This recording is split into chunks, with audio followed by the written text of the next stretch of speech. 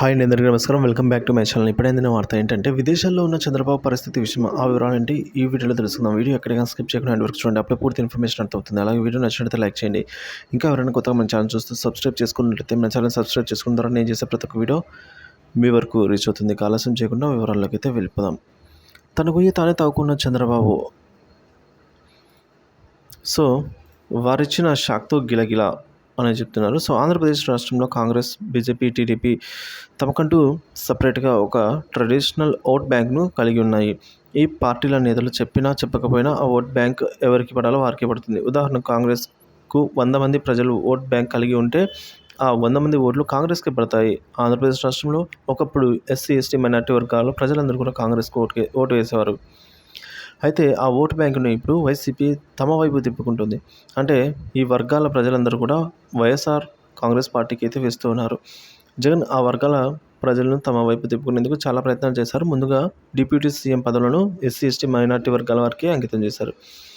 So అన్ని కులాల వారికి ప్రాధాన్యత ఇస్తూ అన్ని వర్గాల వారికి ఆయన డిప్యూటీ సీఎం పదవులను అప్పచెప్పారు. చంద్రబాబు మాత్రం బీసీ, కాపు వర్గాలకు వారికి మాత్రమే ఈ పదవిని పరిమితం చేశారని చెప్తున్నారు.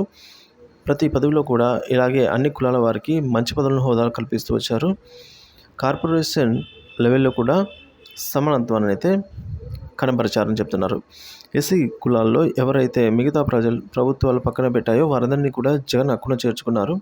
ప్రతి కులాల వారికి కూడా కార్పొరేషన్లు ఏర్పాటు చేశారు. అయితే తెలుగుదేశం పార్టీ షర్మిల కాంగ్రెస్ నుంచి ఎస్సీ, ఎస్టీ, మైనార్టీ కులాలకు వారిని దూరం చేయాలని చూసింది అని చెప్తున్నారు.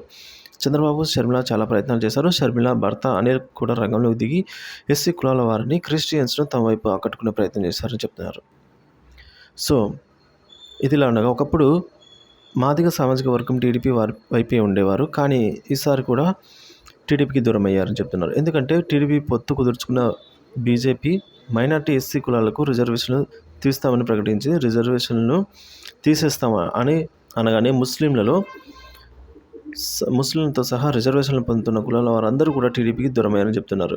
సో మొత్తం మీద చూసుకున్నట్లయితే వైసీపీ వైపు ఎస్సీ, ఎస్టీ, మైనార్టీ ప్రజలు ఉన్నారని స్పష్టంగా అర్థమవుతుంది.